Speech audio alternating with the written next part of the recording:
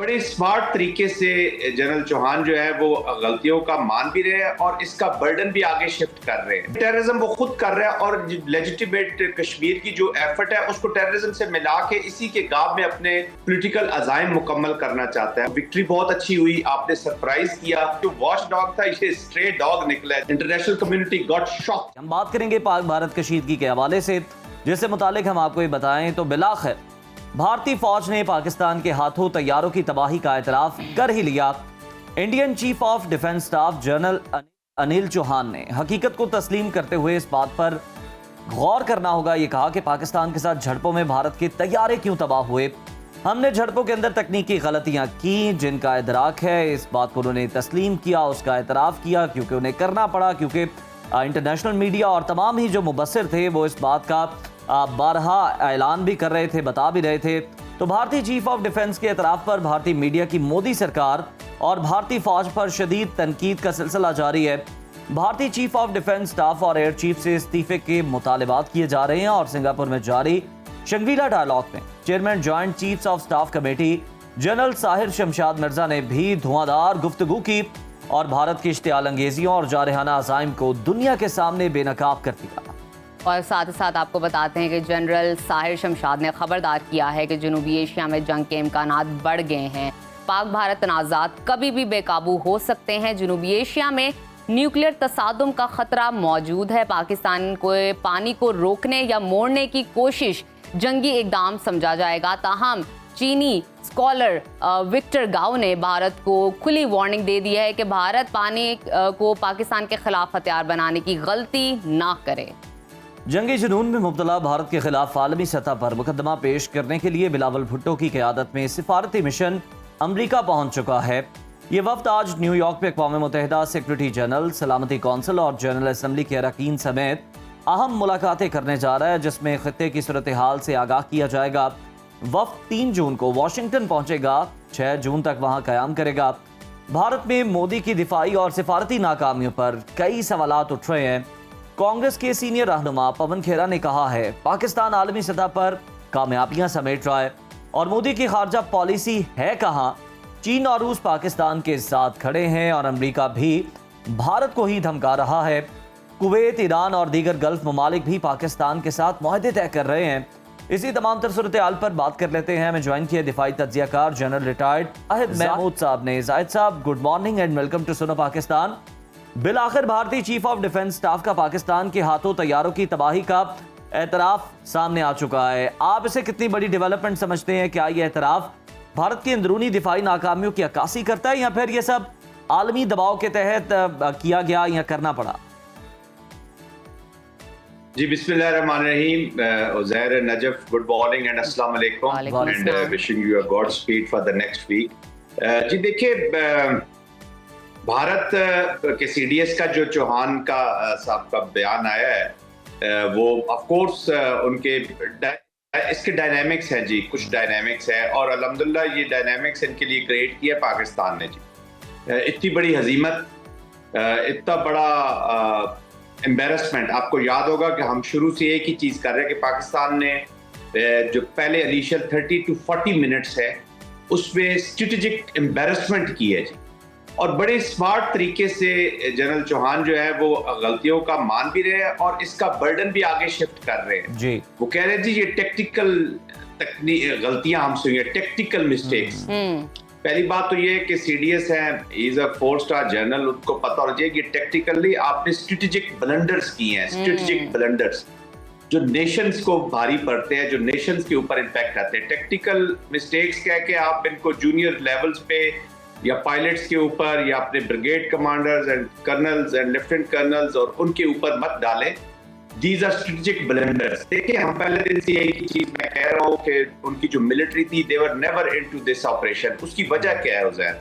जो strategic blunders मैं कहता हूँ, जब आपका स्ट्रेटेजिक नैरेटिव ही झूठ पर मबनी था, आपने सबसे पहले अपने 26 लोगों का खून किया। This was the beginning of the blunders. अभी हम भी फौज में हैं जी, हम भी फौज में रहे हैं, बहुत अरसा देखा है। जब मुझे मेरा मुल्क एक ऐसी वॉर में धकेलेगा जो मेरे ऊपर मुसल्लत की है मेरे अपने लोगों ने, तो मेरे अंडर कमांड लोग भी हैं, मेरे जूनियर्स भी होंगे, मेरे जवान भी होंगे, मैं उनको कैसे ऐसी मौत के मुंह में धकेलूं जिसका पर्पस ही झूठ के ऊपर हो। मुझे खुद पता हो कि मेरी स्टेट ने खून किया मेरे अपने लोगों का, पहले तो वो गामी जिनको मैंने प्रोटेक्ट करना था, जिनकी मैंने हिफाजत करनी थी, उनका सबसे पहले खून किया गया। तो उसके of course they were not mentally into this, that's why आपको याद होगा कि शुरू में इन्होंने 3 जनरल सैक किए थे, एक फ्लैग ऑफिसर जो deputy chief of air staff थे, और 2 3 स्टार जनरल्स इन्होंने सैक किए और रिमूव किए कमांड से। इसका मतलब है कि वो इस वॉर में नहीं जाना चाहते, तो उन्हें पाकिस्तान की कैपेबिलिटीज कैपेसिटीज का पता था, और एक तो ऑफ कोर्स उन्हें पता था कि रिस्पांस बहुत सीरियस आएगा, और दूसरों ने पता था कि हम मोदी की जंग लड़ रहे हैं, हम आरएसएस की जंग लड़ रहे हैं, ये इंडिया की जंग नहीं है, ये नेशनल पर्पस के लिए नहीं है। तो वो उसका एतराफ आहिस्ता आहिस्ता कर रहे हैं, पूरी दुनिया को पता है 21वीं सदी है, एवरीवन नोज कि व्हाट हैज हैपेंड, एंड अभी तो बातचीत होगी, इनकी टेक्निक चीजें मुकम्मल करेंगे, जहाजों को इंस्पेक्शंस होनी है, बहुत सारी। तो अच्छा जाहिद साहब, जैसे कि अभी आपने कहा कि भारत का नेगेटिव नैरेटिव ही झूठा था और सारा प्रोपेगेंडा ही इस बेस पर था, फॉल्स फ्लैग ऑपरेशन था, लेकिन अभी जो सूरत हाल हुई है, जनरल साहिर शमशाद ने शंग्रीला डायलॉग में जो सख्त मौक़िफ़ इख्तियार किया है, आपका क्या एनालिसिस है? आप क्या समझते हैं कि जनूबी एशिया के लिए कितनी बड़ी खतरे की घंटी है? देखिए नजफ, जिस तरफ जनरल साहिर शमशाद इशारा कर रहे हैं, 2 बड़ी इंपॉर्टेंट चीजें हैं। एक तो हम सबको समझ लेना चाहिए कि एब्सेंशिया ऑफ वॉर का ये मतलब नहीं है कि अमन हो गया। असल चीज है जो रूट कॉज है उस वॉर का, जो रीजन है जिसके वजह से ये वॉर हो रही है, और वो है मेन कॉन्फ्लिक्ट ऑफ कश्मीर, जो मेन इशू है। आज आप चाहे 370 ले ले, 35A ले ले, जो पुलवामा के बाद इन्होंने किया, और चाहे इंडस वाटर ट्रीटी ले ले, जिसको ये पुश करना चाह रहे हैं, अंडर दी स्पोक्स स्क्रीन समझे इन्होंने क्रिएट किया ये वॉर की, और अनफॉर्चुनेटली इसको इतने हाई लेवल पे ले गए हैं कि हमें पूरी दुनिया के लिए ये खतरा बन गया। ये खतरा पूरी दुनिया के लिए, ये लोगों को बताने की जरूरत है, इसकी अंडरस्टैंडिंग करने की। रीजन तो दूर की बात है, ये दुनिया पूरी को अपनी लपेट में ले लेगा, और ऑफ कोर्स पूरा रीजन इंपैक्ट होगा। तो ये एक तो वो बता रहे हैं कि स्पेस पर जो वॉर है वो नहीं मौजूद यहाँ पे। पाकिस्तान बार बार कह रहा है कि ओ न्यूक्लियर ओवर है, जिसको इंडिया कहता है जी ये न्यूक्लियर का मुझसे झूठ बोलते हैं, शरेड है उसका, मुझे धमकी देते हैं, और फिर टेररिज्म करते हैं। हालांकि टेररिज्म वो खुद कर रहा है, और लेजिटिमेट कश्मीर की जो एफर्ट है उसको टेररिज्म से मिला के इसी के गाब में अपने पॉलिटिकल अजाइम मुकम्मल करना चाहता है। और पॉलिटिकल अजाइम क्या है? मुसलमान से नफरत, ला इलाहा इल्लल्लाह मोहम्मद रसूलुल्लाह का खात्मा इस रीजन में, इंडिया के अंदर भी, इंडिया के बाहर भी। और ये आरएसएस की हेट बेस्ड आइडियोलॉजी की परसूट्स है, ये इंडिया के परसूट्स नहीं है।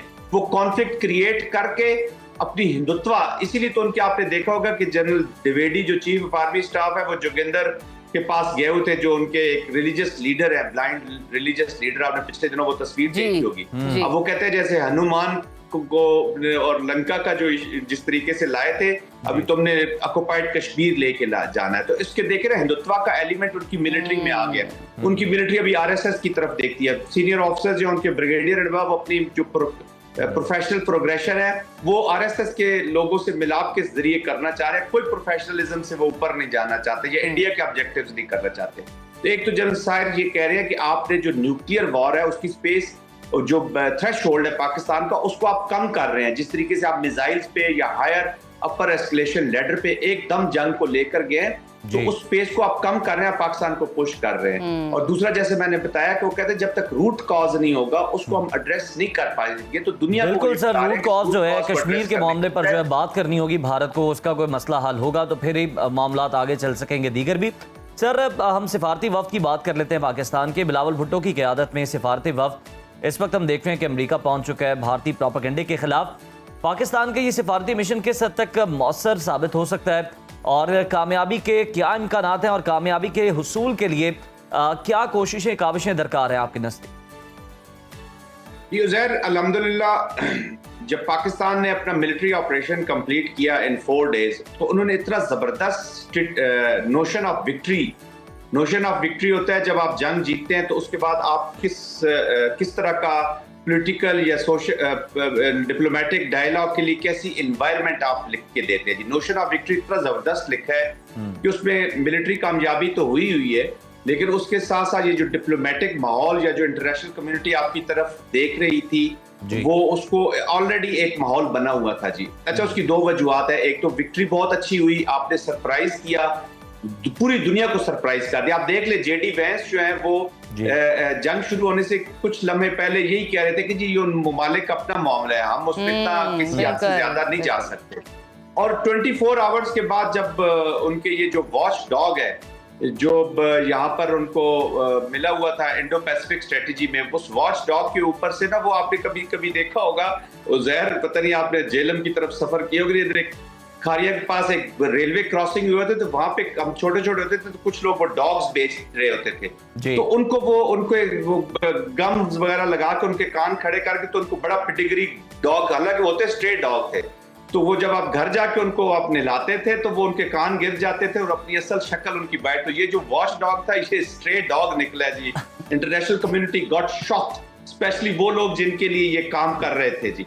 तो वो फिर आपने देखा कैसे स्क्रैम्बल किया। आई एम सॉरी कैसे मैंने उस तरफ ले गया, बट एनीवे तो ये जाहिद साहब बड़ी आपने अच्छी मिसाल दी है और यकीनन मेरा झेलम जाने का इत्तेफाक भी हो चुका है। शानदार चौक का भी जो है वो मैं यहाँ पे तस्करा कर दूंगा। तो बहुत अच्छी आपने मिसाल जो है वो कोट की है और हकीकत में भी यही हुआ है। बहुत शुक्रिया। जनरल रिटायर्ड जाहिद महमूद साहब हमारे साथ मौजूद थे।